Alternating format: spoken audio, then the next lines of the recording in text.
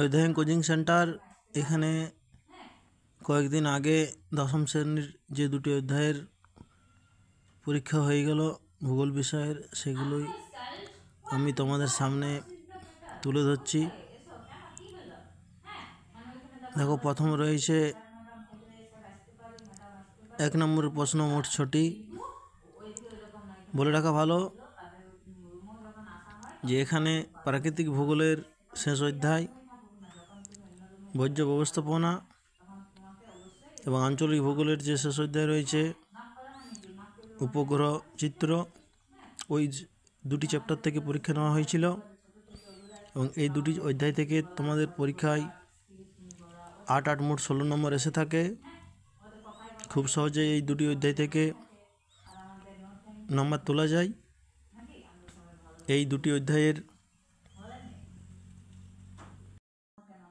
পরীক্ষা পার হয়ে গেল।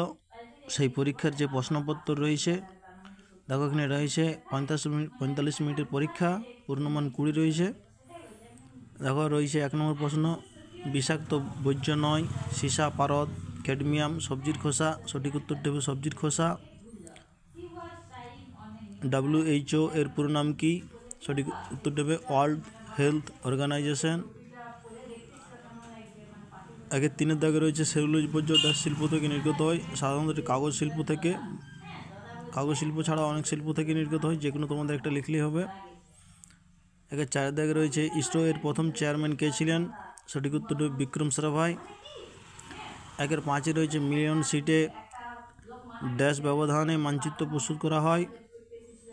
4 ডিগ্রি ইন্টু 4 ডিগ্রি ব্যবধানে কোন সংস্থা ল্যান্ডসেট সিরিজের কৃত্রিম উপগ্রহ মহাকাশে পাঠিয়েছেন? এটা হবে নাসা, যেটি আমেরিকাতে অবস্থিত। এরপর 2 দাগে রয়েছে, দেখে নাও, ইউট্রোফিকেশন কাকে বলে অথবা বর্জ্য বলতে কী বোঝো? তারপর রয়েছে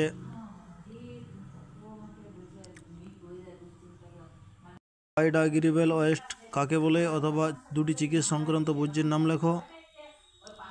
তারপর রয়েছে 3 থেকে প্ল্যাটফর্ম কাকে বলে অথবা রয়েছে সক্রিয় সেন্সর বলতে কী বোঝো। 2-4 রয়েছে টোপোগ্রাফিক্যাল মানচিত্র বলতে কী বোঝো অথবা রয়েছে সার্ভে অফ ইন্ডিয়া সম্পর্কে যাওয়ার জন্য লেখো। 3 থেকে ব্যাখ্যামূলক প্রশ্ন রয়েছে, বর্জ্য ব্যবস্থাপনা থেকে যে দুটি, সেই দুটি হলো বর্জ্য ব্যবস্থাপনার প্রয়োজনীয়তাগুলি উল্লেখ করো। আর অথবা রয়েছে পরিবেশের উপর বর্জ্যের প্রভাব। এবং উপগ্রহ চিত্র থেকে যে দুটি প্রশ্ন রয়েছে, সেগুলির মধ্যে রয়েছে উপগ্রহের গুরুত্ব ও ব্যবহার লেখো। অথবা রয়েছে দূর সংবেদন কীভাবে উপগ্রহ চিত্র তোলা হয়।